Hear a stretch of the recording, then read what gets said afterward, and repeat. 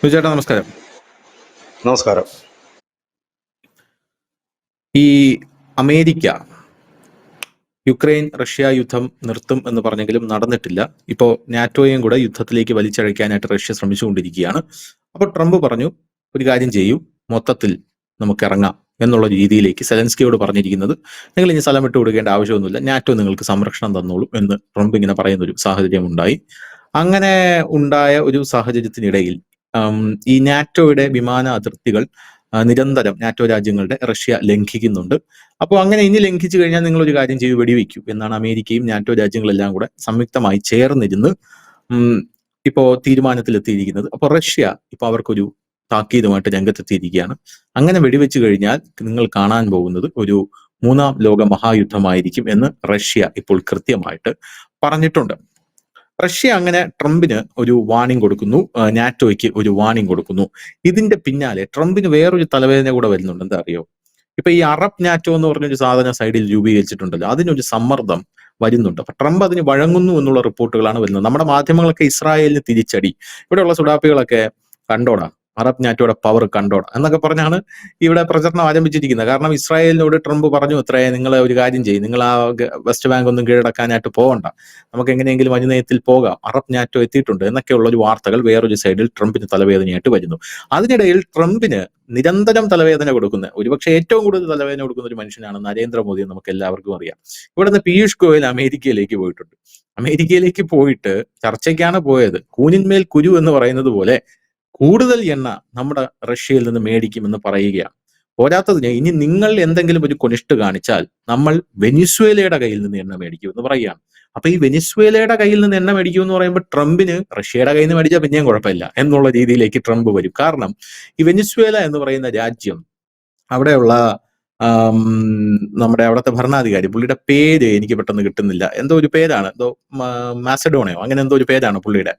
അപ്പോ പുള്ളിയുമായിട്ട് ഇപ്പൊ അമേരിക്ക ഒരു യുദ്ധത്തിൽ ഏർപ്പെടാനുള്ള രീതിയിലാണ്. പുള്ളിയെ മയക്കുമരുന്ന് കാർട്ടലിന്റെ വലിയ നേതാവായിട്ട് പ്രഖ്യാപിച്ച്, ഇടതുപക്ഷമാണ് അവിടെ ഭരിക്കുന്നത്, നേതാവായിട്ട് പ്രഖ്യാപിച്ച് നിരന്തരം വെനിസ്വേലയുടെ കപ്പലുകളെ ആക്രമിച്ചുകൊണ്ടിരിക്കുകയാണ്. എന്തിനാണ് ആക്രമിക്കുന്നതെന്ന് ചോദിക്കുമ്പോൾ അതിനകത്ത് മയക്കുമരുന്ന് ഉണ്ടായിരുന്നു എന്നാണ് ട്രംപ് പറയുന്നത്. അത് അമേരിക്കയിലേക്ക് വരികയായിരുന്നു എന്നാണ് പറയുന്നത്. പോരാത്തതിന് വെനിസ്വേല എന്ന് പറഞ്ഞു കഴിഞ്ഞാൽ എണ്ണപ്പാടങ്ങളുടെ ശേഖരമാണ്. അപ്പൊ അവിടെ നിന്ന് എണ്ണ വിൽക്കാനായിട്ട് ഇയാൾ സമ്മതിക്കത്തൂല, കാരണം ഉപരോധം ഏർപ്പെടുത്തിയിരിക്കുകയാണ്. ആ ഉപരോധം ഭേദിച്ച് വേണമല്ലോ അങ്ങനെയാണെങ്കിൽ ഇന്ത്യക്ക് വെനിസ്വേലയുടെ കയ്യിൽ നിന്ന് എണ്ണ മേടിക്കാൻ. അത് കാരണം ട്രംപ് എന്ന് പറയുന്ന, അല്ലെങ്കിൽ അമേരിക്ക എന്ന് പറയുന്ന ലോക പോലീസ് ഒരു രാജ്യത്തിന്റെ കയ്യിൽ നിന്ന് എണ്ണ മേടിക്കരുതെന്ന് പറഞ്ഞാൽ മേടിക്കുകയും ചെയ്തു. ഉപരോധം ഏർപ്പെടുത്തിയിരിക്കുന്ന രാജ്യത്തിന്റെ കയ്യിൽ നിന്ന് ആ ഉപരോധം ഭേദിച്ചും എണ്ണ മേടിക്കാനായിട്ട് പോകുന്നു. അപ്പോൾ ഞാൻ ഈ നോക്കിയപ്പോൾ ഈ നാറ്റോയും ഇസ്രായേലും അല്ല ട്രംപിന് ഏറ്റവും കൂടുതൽ തലവേദന കൊടുക്കുന്നത്. ട്രംപ് മനസ്സിലാക്കിയ ഒരു കാര്യമുണ്ട്. It was not Russia, China, it was India. ഇന്ത്യയാണ് നമ്മുടെ ഏറ്റവും വലിയ എന്താ പറയാ ഒപ്പോണന്റ് എന്നുള്ള രീതിയിലാണ് വളർന്നു വരുന്നത്. അങ്ങനെ ഒരു തലവേദന കൂടെ ട്രംപിന് വരുന്നുണ്ട്. അപ്പോ അളിയൻ ആകപ്പാടെ ഭ്രാന്ത് പിടിച്ച അവസ്ഥയിൽ അങ്ങോട്ടും ഇങ്ങോട്ടും കിടന്ന് ഓടുകയാണ്. അപ്പൊ അതിനിടയിൽ ഇന്ന് മനോരമ ഒരു വാർത്ത അടിച്ചിട്ടുണ്ട്. ഈ റഷ്യയുടെ വിമാനങ്ങൾ ഈ അലാസ്കയുടെ അതിർത്തിയിലെത്തി എന്നുള്ളൊരു വാർത്ത അടിച്ചിട്ടുണ്ട്. അത് സ്വാഭാവികമായിട്ട് ഒരു പെട്രോളിങ്ങിന്റെ ഒരു ഭാഗമായിട്ട് എത്തിയതാണ്. പെട്രോളിങ്ങിന്റെ ഭാഗമായിട്ട് എത്തുമ്പോൾ യഥാർത്ഥത്തിൽ പറയണം ഞങ്ങൾ ഇവിടെ വന്നിട്ടുണ്ടെന്ന്. എല്ലാ രാജ്യങ്ങളുടെ വിമാനങ്ങളും ആ സൈഡിലുള്ളതൊക്കെ വരുന്നതാണ്, പക്ഷെ പറഞ്ഞില്ല. അപ്പൊ അതും ട്രംപിന് ഒരു നാണക്കേട് ഉണ്ടാക്കി. അപ്പോൾ അടിമുടി നാണം കെട്ട് നിൽക്കുന്ന ഒരു ട്രംപിനെയാണ് നമുക്ക് കാണാനായിട്ട് സാധിക്കുന്നത്. ഇന്ത്യയുടെ ഈ നീക്കം എങ്ങനെ കാണുന്നു? ഇസ്രായേലിന്റെയും റഷ്യയുടെയും വേണമെങ്കിൽ നമുക്ക് പറയാം, അവരിത് ഇങ്ങനെ നീങ്ങും, അവരിങ്ങനെ നീങ്ങുള്ളൂ എന്ന് നമുക്ക് പറയാം. പക്ഷെ ഇന്ത്യയുടെ ഈ നീക്കമാണ്, ഇത് വളരെ അപ്രതീക്ഷിതമായിട്ടുള്ള ഒരു നീക്കമാണ്. ഇതിനെ എങ്ങനെയാണ് ലോക രാജ്യങ്ങൾ കാണാൻ പോകുന്നത്? അമേരിക്ക എങ്ങനെ ഇതിനെ നേരിടും? ഇന്നലെ ഇതുമായി ബന്ധപ്പെട്ട മറ്റു ചില വാർത്തകൾ ഇന്നലെ ഞാൻ കാണാനിടയായി. രണ്ട് വാർത്തകൾ പറയാം. ഒന്ന്, ഈ നേരത്തെ ധനുഷ് പറഞ്ഞ എനിക്ക് സുഡാപ്പികളൊക്കെ പറഞ്ഞു കണ്ട അറബ് നാറ്റോയുടെ പവർ കണ്ടിട്ടാണ് ട്രംപ് പറഞ്ഞത് വെസ്റ്റ് ബാങ്കിൽ ഇനി കൈവെക്കരുത് എന്ന് പറഞ്ഞത്. സത്യത്തിൽ ട്രംപ് പറയുന്ന കാര്യത്തിൽ ട്രംപിന് തന്നെ വിശ്വാസമില്ലാത്തൊരു മനുഷ്യനാണ് ഈ ട്രംപ് എന്ന് പറയുന്നത്. കാരണം ഗസ യുദ്ധം താൻ അധികാരത്തിലേറെ 24 മണിക്കൂറിനകം നിർത്തുമെന്ന് പറഞ്ഞിട്ട് ഇന്ന് ഗസയിൽ ഒരു മനുഷ്യന് പോലും പുറത്തിറങ്ങി നടക്കാൻ പറ്റില്ല. അപ്പോഴേ തലയെ ബോംബ് വീഴുന്ന അവസ്ഥയാണ് ഇന്ന് ഗസയിൽ. കരയുദ്ധം ആരംഭിച്ചിരിക്കുക. ഈ മനുഷ്യന്റെ വാക്ക് കേട്ടിട്ട് ഈ വെസ്റ്റ് ബാങ്ക് ഇസ്രായേലിൽ പിടിക്കും. ഇന്ന് ഇസ്രായേലിലെ ടൈംസ് ഓഫ് ഇസ്രായേലിലെ പ്രധാനപ്പെട്ട വാർത്ത, അവിടുത്തെ വലതുപക്ഷ പാർട്ടികളെല്ലാം കൂടെ നെതന്യാഹുവിനോട് പറഞ്ഞിരിക്കുന്ന കാര്യം വെസ്റ്റ് ബാങ്ക് പിടിച്ചിട്ട് മതി ഈ യുദ്ധം നിർത്തുന്നതെന്നാണ് പറഞ്ഞത്. കാരണം അവരുടെ ആത്യന്തികമായ ലക്ഷ്യമാണ്, ജൂതന്മാരെ സംബന്ധിച്ച് വെസ്റ്റ് ബാങ്ക് അവർക്ക് വളരെ ഇമ്പോർട്ടന്റ് ആണ്. കിഴക്കൻ ജെറുസലേമാണ്, അവരുടെ ചരിത്രപരമായ പ്രാധാന്യമുണ്ട്. ക്രിസ്ത്യാനിയെ സംബന്ധിച്ച് ബദൽഹേം ഉള്ള സ്ഥലമാണ്. ഇസ്ലാമിനെ സംബന്ധിച്ചും അവരുടെ അക്സ മസ്ജിദും ഒക്കെ സ്ഥിതി ചെയ്യുന്ന സ്ഥലമാണ്. അപ്പൊ ഈ അൽ അക്സ. ഇസ്രായേലിന്റെ ആത്യന്തികമായ ലക്ഷ്യം ഇസ്രായേലിന്റെ ആത്യന്തികമായ ലക്ഷ്യം മൂന്നാം ദേവാലയം, അതങ്ങാണ്ട് ഇവരുടെ ചരിത്രത്തിലുണ്ട് ഈ മൂന്നാം ദേവാലയത്തെ കുറിച്ച്. അത് പണിയണമെങ്കിൽ ഈ വെസ്റ്റ് ബാങ്ക് കിട്ടണം, എന്നാലേ നടക്കും. അവരുടെ യുദ്ധം ആത്യന്തികമായി വെസ്റ്റ് ബാങ്ക് പിടിച്ചെടുക്കുക എന്നാണ് പറഞ്ഞത്. അപ്പൊ ഈ ട്രംപിന്റെ വാക്ക് ആരെങ്കിലും ഭയന്നിട്ടൊന്നുമില്ല. ട്രംപിനെ തന്നെ വിശ്വാസമില്ല. ഇപ്പൊ ഞാൻ രാവിലെ അങ്ങനെ പറഞ്ഞിരുന്നു എന്ന് വേണമെങ്കിൽ പുള്ളി ഇപ്പൊ ചെന്ന് പറയുന്നുണ്ടാവും. അതാണ് ട്രംപിന്റെ ആ ഒരു വാർത്തയുടെ അത്രയും പ്രാധാന്യം മതി. രണ്ടാമത്തെ വാർത്ത, ഈ അമേരിക്കയിൽ നമ്മുടെ വ്യാപാര ചർച്ചകളുടെ ഭാഗമായി കഴിഞ്ഞ മാസം ഓഗസ്റ്റ്, കഴിഞ്ഞ മാസം അവസാനം തീയതികളിൽ 26-നോ മറ്റോ ആണ് അമേരിക്കയിൽ നിന്ന് ഒരു സംഘം ഇന്ത്യയിലെത്തുകയും ചർച്ച നടത്തുകയും ചെയ്തു. അതിന്റെ ഭാഗമായി അടുത്ത തുടർ ചർച്ച, ഇത് 7ാമത്തെ ചർച്ചയ്ക്കാണ്, നമ്മൾ 7ാം വട്ട ചർച്ചയ്ക്കാണ് ശ്രീ പീയൂഷ് ഗോയൽ, കേന്ദ്രമന്ത്രി പീയൂഷ് ഗോയലിന്റെ നേതൃത്വത്തിൽ ഒരു സംഘം അവിടെ എത്തി. ഇതിനെ വെച്ചിട്ട് ഇന്നലെ ചില മാധ്യമങ്ങൾ പറഞ്ഞു ഇന്ത്യ കാലു പിടിക്കാൻ പോയതാണ്. അതിനോടൊപ്പം തന്നെ ഇന്നലെ തന്നെ മറ്റൊരു വാർത്തയും അമേരിക്കയിൽ നിന്നെത്തി. ഫാർമസ്യൂട്ടിക്കൽ താരിഫ് 100% ഉയർത്തുകയാണ്. അത് ഇന്ത്യൻ ഫാർമസ്യൂട്ടിക്കൽ കമ്പനികളൊക്കെ ബാധിക്കുന്ന ഒരു കേസും കൂടെയാണ്. ഇതിന് തൊട്ടു പിന്നാലെ പീയൂഷ് ഗോയൽ ഒരു വലിയ പ്രസ്താവന അമേരിക്കയിൽ നിന്ന് എത്തുകയാണ്. അമേരിക്കയിൽ അദ്ദേഹം പറഞ്ഞത്, റഷ്യയിൽ നിന്ന് ഞങ്ങളെ എണ്ണ മേടിക്കുന്നത് തടഞ്ഞു കഴിഞ്ഞാൽ ഞങ്ങൾ ഇറാനിൽ നിന്നും വെനിസുലയിൽ നിന്നും എണ്ണ ഇറക്കും. കാരണം ഞങ്ങളെ സംബന്ധിച്ച് ഞങ്ങൾക്ക് പൈസ പറഞ്ഞ എണ്ണ കിട്ടിയേ പറ്റൂ. ഞങ്ങൾ അങ്ങനെ ചെയ്തില്ല എന്നുണ്ടെങ്കിൽ എണ്ണ വില വല്ലാതെ കൂടും, അത് ഞങ്ങൾക്ക് ബുദ്ധിമുട്ടുള്ള കാര്യമാണ് എന്ന് പറയുകയും ചെയ്തു. 2019 നമ്മൾ ഈ ഉപരോധം മൂലം ഇറാനിൽ നിന്ന് എണ്ണ വാങ്ങുന്നത് നിർത്തിവെച്ചിരിക്കുകയാണ്. വളരെ തുച്ഛമായ രീതിയിലുള്ള ട്രേഡിങ് മാത്രമേ നമുക്കുള്ളൂ. നമ്മൾ പറഞ്ഞു ഇതോടുകൂടി വെട്ടിലായത് ട്രംപാണ്. എന്തായാലും ഇവന്മാർ എണ്ണ വാങ്ങുന്നു. ഇപ്പൊ റഷ്യയുടെ പെട്ടെന്ന് തന്നെ അമേരിക്ക സ്വരം മയപ്പെടുത്തിക്കൊണ്ട് അമേരിക്ക പറഞ്ഞൊരു കാര്യം, ഞങ്ങൾക്ക് ഇന്ത്യയുമായിട്ട് ശത്രുതയൊന്നുമില്ല, പകരം ഈ ഉക്രൈനിൽ നിരപരാധികൾ കൊല്ലപ്പെടുമ്പോൾ പുടിനെ എന്തിനാണ് വെറുതെ സഹായിക്കുന്നത് എന്ന്. കാരണം ഇന്ത്യ വിചാരിച്ചാലേ റഷ്യ യുദ്ധം നിർത്തുകയുള്ളൂ. കാരണം ഇന്ത്യ എണ്ണ വാങ്ങിക്കാതിരുന്നു കഴിഞ്ഞാൽ അവർക്ക് പൈസ ഒന്നും പിന്നെ കാണത്തില്ല, അവർ നിർത്തിക്കോളും. അതിന് യാഥാർത്ഥ്യമുണ്ട് ആ പറയുന്നതിൽ, തെറ്റൊന്നുമില്ല, പറഞ്ഞത് സത്യവുമാണ്. അതിന്റെ പിന്നാലെ നാറ്റോ സൈനിക മേധാവി പറഞ്ഞിട്ടുണ്ട് പുടിനെ മോദി വിളിച്ചു, എണ്ണ വാങ്ങൽ നിർത്തി എന്നാണ് ചില പാശ്ചാത്യ മാധ്യമങ്ങൾ തലക്കെട്ട്. പക്ഷെ ഞാൻ അറിഞ്ഞത് എണ്ണ വാങ്ങൽ വർദ്ധിപ്പിച്ചു എന്നാണ് റഷ്യയിൽ നിന്ന്. ഇതാണ് നമ്മൾ അറിയുന്ന വാർത്തയും പാശ്ചാത്യ മാധ്യമം, എല്ലായിടത്തും ഓരോ മാധ്യമങ്ങൾ ഉണ്ടാകുമല്ലോ.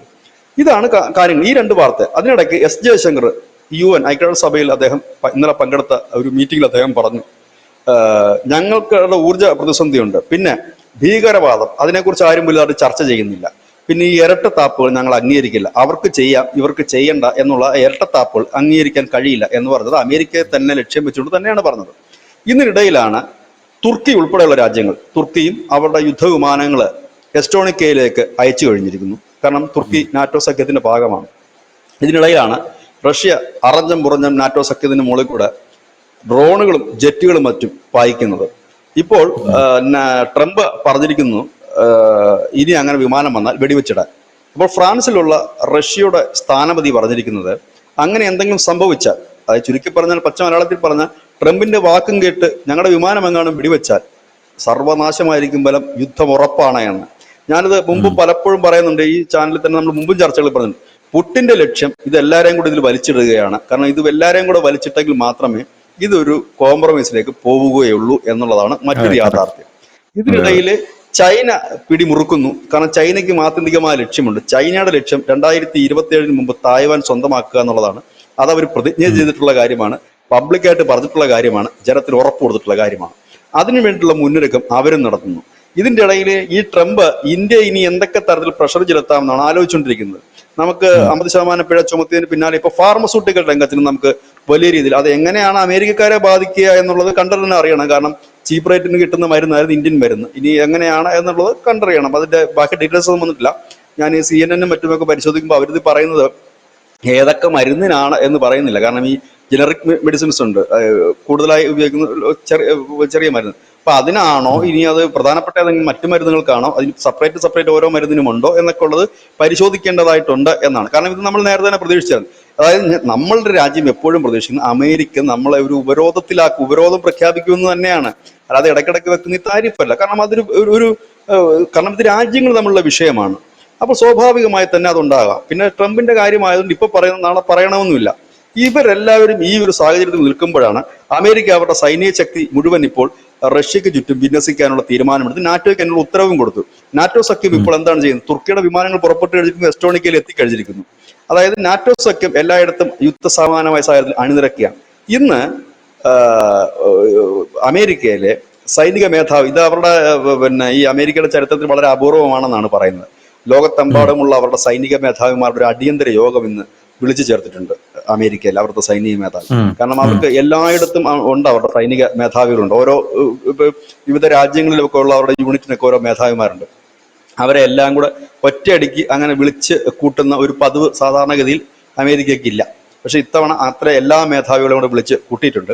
കഴിഞ്ഞ ദിവസം ഈ നാറ്റോ മേധാവികളുടെ ഒരു യോഗം വിളിച്ചു കൂട്ടി അതിനുള്ള യുദ്ധത്തിന്റെ തയ്യാറെടുപ്പുകളൊക്കെ നടത്തിയിട്ടുണ്ട്. അപ്പൊ അവരും പ്രതീക്ഷിക്കുന്നുണ്ട് ഒരു അടി നടക്കും എന്നുള്ളത്. എന്ന് നടക്കുമെന്ന് ചോദിച്ചാൽ നമുക്കിപ്പോൾ ഇത് കബഡി വാരി വെച്ച് പറയാനുള്ള പണി നമുക്കറിയില്ല. എങ്കിൽ പോലും ഈ വാർത്തകൾ ശ്രദ്ധിക്കുന്ന ഏതൊരു മനുഷ്യനും അറിയാം അത് ഏത് നിമിഷവും അടി പൊട്ടുമെന്നുള്ളത്. കാരണം റഷ്യ അടുത്ത് ഇത്രയും മുന്നറിയിപ്പ് കൊടുക്കുന്ന സമയത്താണ് റഷ്യ അതിന് ശേഷമാണ്, അതായത് പോളണ്ട്, റൊമേനിയ, എസ്റ്റോണിക്കയും കഴിഞ്ഞിട്ട് അടുത്ത നാറ്റോ രാജ്യമായ നോർവയ്ക്ക് മുകളിലൂടെ വിമാനം പറത്തി റഷ്യ. ഇന്ന് അവിടെ ഒരു നിർണായകമായ തെരഞ്ഞെടുപ്പ് നടക്കുന്നു. മോൾഡോവ എന്ന് പറയുന്ന ഒരു ചെറു രാജ്യമുണ്ട്, ഏതാണ്ട് 25 ലക്ഷം പേരെ ഉള്ള അവിടെ. ഈ രാജ്യം പിടിക്കുക എന്നുള്ളത് റഷ്യക്കും അമേരിക്കയും പ്രധാനപ്പെട്ടതാണ്. ഒരു ദ്വീപ് രാജ്യമായത്. ഇവിടുത്തെ രണ്ട് പാർട്ടികൾ കൊടുത്തിട്ടുണ്ട്. ഈ രാജ്യത്തിന്റെ ഈ രണ്ട് രാഷ്ട്രീയ പാർട്ടികളോട് മത്സരിക്കുന്നുണ്ട്. ഈ പാർട്ടികളുടെ പ്രത്യേകത എന്ന് പറയുന്നത് അതാണ് ബഹുരസം. ഒന്ന് റഷ്യ അനുകൂലിക്കുന്ന രാഷ്ട്രീയ പാർട്ടി, ഒന്ന് അമേരിക്ക അനുകൂലിക്കുന്ന, യൂറോപ്പിനെ അനുകൂലിക്കുന്ന രാഷ്ട്രീയ പാർട്ടിയാണ്. അങ്ങനെ ഒരു അങ്ങനെയാണ് ആ രാഷ്ട്രീയ പാർട്ടികൾ അങ്ങനെ തന്നെയാണ് അറിയപ്പെടുന്നത്. അതായത് യൂറോപ്യൻ യൂണിയനിൽ ചേരണമെന്നാണ് ഇതിനകത്ത് ഒരു വിഭാഗം ആഗ്രഹിക്കുന്നത്, അവരുടെ ഒരു പാർട്ടി. അതിനുവേണ്ടി ഈ അമേരിക്ക ഇതിനകത്ത് ഭരണം പിടിക്കാൻ വേണ്ടി വലിയ നീക്കം നടന്നു. എന്നാൽ റഷ്യ വലിയ നീക്കം തന്നെ അവരുടെ ചാരശൃംഖലയും മറ്റും ഉപയോഗിച്ചു നടത്തുന്നു. റഷ്യ പറയുന്നു യൂറോപ്യൻസ് മോൾഡോവ പിടിക്കാൻ വരുന്നു, ഞങ്ങൾ അതിനെ തടയുമെന്ന് പറയുന്നു. അമേരിക്കക്കാർ പറയുന്നത് റഷ്യ ഇതിനകത്ത് കൈകടത്തുന്നു പറഞ്ഞു. ആ 25 ലക്ഷം പേരുണ്ട്, 100 110 സീറ്റ് എങ്ങാണ്ടേ ഉള്ളൂ മൊത്തം. അവിടെ ടോട്ടൽ അവിടുത്തെ എന്താ പാർലമെന്റ് മണ്ഡലത്തിന് അത്രേ ഉള്ളൂ.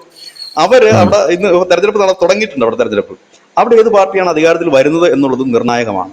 റഷ്യ ജയിക്കുമോ അമേരിക്ക, ഇപ്പൊ അങ്ങനെ തന്നെ പറയേണ്ടി വരും. സാധാരണ നമ്മൾ അങ്ങനെ അല്ലല്ലോ പറയുന്നത്, ഇൻഡയറക്റ്റ് ആയിട്ടല്ല നമ്മൾ പറയുന്നത് റഷ്യ ജയിക്കുമോ അമേരിക്ക ജയിക്കും. ഇത് അങ്ങനെയല്ല, രണ്ട് പാർട്ടിയാണ്. അതായത് ഒരു പാർട്ടി ജയിച്ചാൽ യൂറോപ്യൻ യൂണിയനിലേക്ക് കടക്കും. മോൾഡോവ അങ്ങനെ പോയി കഴിഞ്ഞാൽ റഷ്യ അടിക്കുമെന്ന് നേരത്തെ തന്നെ പറഞ്ഞിട്ടുണ്ട്. ഇനി അങ്ങനെങ്ങാണ് നിങ്ങൾ ചിന്തിച്ചാൽ നിങ്ങൾക്ക് അടി കിട്ടുമെന്ന്. മറ്റേ പാർട്ടി ജയിച്ചു കഴിഞ്ഞാൽ റഷ്യൻ അനുകൂലമായിട്ടുള്ള പാർട്ടിയാണത്. അപ്പൊ അങ്ങനെ ഒരു തെരഞ്ഞെടുപ്പ് നടക്കുന്നത്. അങ്ങനെ ഒരു വല്ലാത്തൊരു അവസ്ഥയിലേക്കാണ് കാര്യങ്ങൾ മുമ്പോട്ട് പോകുന്നത്. ഇപ്പൊ നമ്മൾ പറഞ്ഞത് കണക്ക് തന്നെയാണ് കാര്യങ്ങൾ നീങ്ങുന്നത്. ഇപ്പോൾ ഈ ട്രംപ് എന്തൊക്കെയാണ് ഇനി അടുത്ത പ്ലാൻ ചെയ്യുന്നതെന്ന് അറിയില്ല. കഴിഞ്ഞ ദിവസം ഷഹബാസ് ഷെരീഫിനെ മുനീറിനെയും വിളിച്ചിട്ട് വിരുന്ന് കൊടുക്കുകയും വലിയ അഭ്യാസ പ്രകടനങ്ങളൊക്കെ ആയിരുന്നു ഒരു വഴിക്ക് നടക്കുന്നത്. ഇനി പാകിസ്ഥാനെ കൊണ്ട് എന്തൊക്കെ കാര്യങ്ങൾ ചെയ്യിക്കും എന്നറിയില്ല. നിലവിലത്തെ സാഹചര്യത്തിൽ പാകിസ്ഥാൻ എന്തും ചെയ്യാൻ തയ്യാറാണ്. കാരണം അവരെ സംബന്ധിച്ച് സാമ്പത്തികം ഇല്ലാതെ നിൽക്കുന്ന ഒരു അവസ്ഥയാണ്. ഇപ്പോഴത്തെ അവസ്ഥയിൽ ലോകത്തെ ഇസ്രായേൽ അടക്കമുള്ള രാജ്യങ്ങളുടെ മെയിൻ ശത്രു പാകിസ്ഥാനായി മാറിയിട്ടുണ്ട്. ഇങ്ങനെ നിൽക്കുന്ന ഒരു സാഹചര്യം കൂടെ നിലവിലുണ്ട്.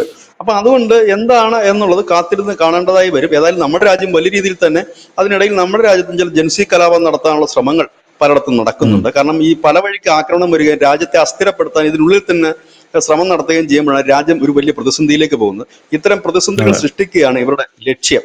ആ ലക്ഷ്യത്തിലേക്ക് വേണ്ടിയിട്ടുള്ള മുന്നൊരുക്കങ്ങളാണ്. കാരണം ഇത് അവസാനത്തെ ഇന്ത്യക്കുള്ളിലുള്ള 0.5 എന്ന് പറയുന്ന നമ്മുടെ ശത്രുക്കൾ അവസാനത്തെ വിശുദ്ധ യുദ്ധത്തിന് തയ്യാറെടുത്തുകൊണ്ടിരിക്കുകയാണ് എന്ന് തന്നെ പറയേണ്ടി വരും. അത് ഏതെങ്കിലും ഒരു മതമല്ല, വിവിധ മതങ്ങളിലുള്ള തീവ്രവാദ സംഘടനകളുണ്ട്, മതമൗലികവാദികളുണ്ട്, ആക്ടിവിസ്റ്റുകളുണ്ട്, സിനിമാക്കാരുണ്ട്, കലാകാരന്മാരുണ്ട്, വിദ്യാർത്ഥികളുണ്ട്, നക്സലുകളുണ്ട്, അർബൻ നക്സലുകളുണ്ട്. അങ്ങനെ ഒരുപാട് പേര് അതിനു വേണ്ടിയിട്ടുള്ള മുന്നൊരുക്കവും പണിയും നടത്തിക്കൊണ്ടിരിക്കുകയാണ്. അത് വിവിധ മേഖലയിൽ ഓരോരുത്തരും അവരുടേതായ മേഖലയിൽ അതിനുള്ള കോൺട്രിബ്യൂഷൻ നടത്തിക്കൊണ്ടിരിക്കുന്നു. വലിയ ടൂൾ കിറ്റുകൾ തയ്യാറെടുത്തുകൊണ്ടിരിക്കുന്നു. ഇതിനൊക്കെ നേതൃത്വം കൊടുത്തുകൊണ്ട് ഇന്ത്യയിലെ ചില പ്രമുഖമായ രാഷ്ട്രീയ പാർട്ടികൾ കൂടി രംഗത്തെത്തുകയാണ്. ഏതായാലും വരും മാസങ്ങൾ തന്നെ വളരെ നിർണായകമായി തന്നെ കടന്നു പോകും എന്ന് തന്നെയാണ് എനിക്ക് തോന്നുന്നത്. എനിക്ക് തോന്നുന്നു ഒരുപക്ഷെ ഇവിടെ ഞാൻ ഇപ്പോഴും വീണ്ടും വീണ്ടും പറയുന്നു, വാങ്കയുടെ പ്രവചനം ശരിയാകുമെങ്കിൽ ഒരുപക്ഷെ അടുത്ത 2026 പിറക്കുന്നത് തന്നെ, പുതുവർഷം പിറക്കുന്നത് തന്നെ ഒരുപക്ഷെ ഒരു വലിയ ഇതിന്റെ വാർത്ത കേട്ടുകൊണ്ടായിരിക്കും.